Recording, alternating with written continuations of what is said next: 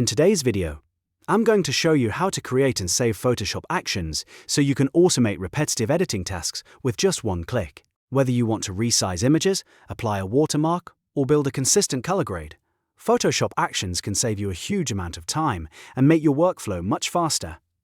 If this tutorial helps you, make sure to hit the like button and subscribe for more easy Photoshop guides. Let's jump right in. First, open Photoshop and bring up the Actions panel. At the top menu bar, click Window, then choose Actions from the drop-down list. This opens the panel where you'll record and manage all of your custom actions. Now, before you record anything, you need to create an action set. Photoshop doesn't save actions as separate files right away.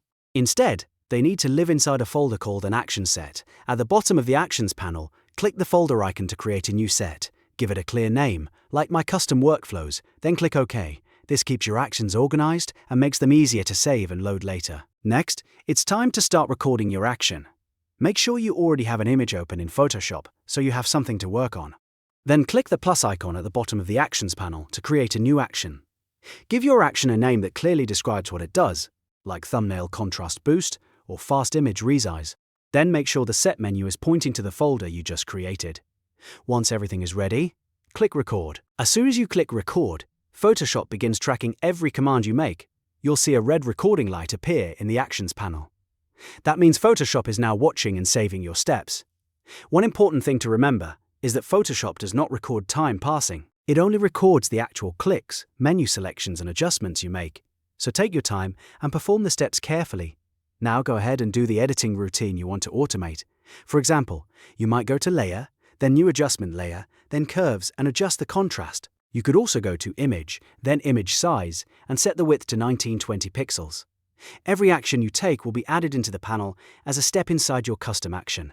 This is what makes Photoshop actions so powerful, because once they're recorded, you can repeat them instantly on other images. When you're finished with your sequence, stop the recording.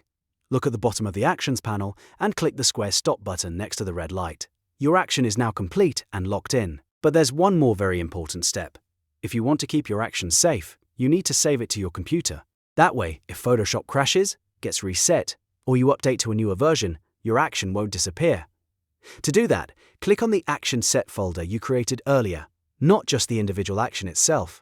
Then click the menu icon in the top right corner of the Actions panel. From the drop-down list, choose Save Actions. Pick a secure location on your computer, like your Documents folder or a cloud backup folder, and save it as a standard .atn file. Now let's quickly test your new action to make sure it works correctly. Open a brand new image that hasn't been edited yet. Select the action you just recorded in the Actions panel. Then click the triangle play button at the bottom. Photoshop should immediately run through every step you recorded and apply the same edits automatically. If it works, congratulations, you've just created a reusable Photoshop action. This is one of the best ways to speed up your editing process and keep your work consistent across multiple images. Once you get comfortable with actions, you can build your own library of shortcuts for thumbnails, social media graphics, client work, and more. If this video helped you, please hit the like button, subscribe to the channel, and turn on notifications so you never miss the next Photoshop tutorial. Thanks for watching, and I'll see you in the next one.